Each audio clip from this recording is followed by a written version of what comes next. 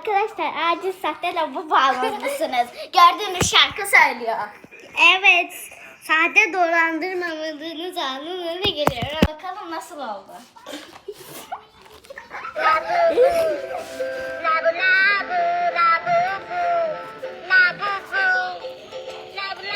Lavabo keli. Lavabo kel söylese keşke. Çünkü kel. Kel.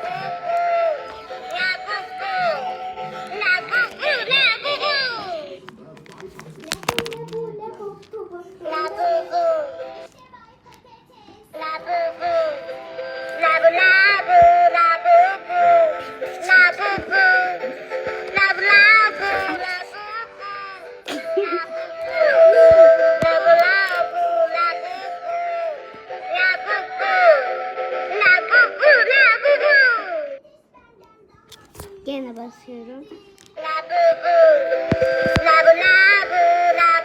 ışık da veriyor.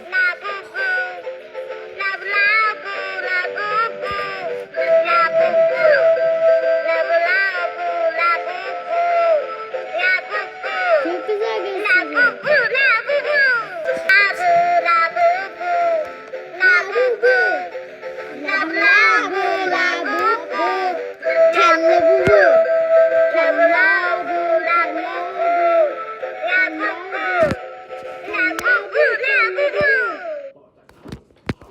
Labubu labubu.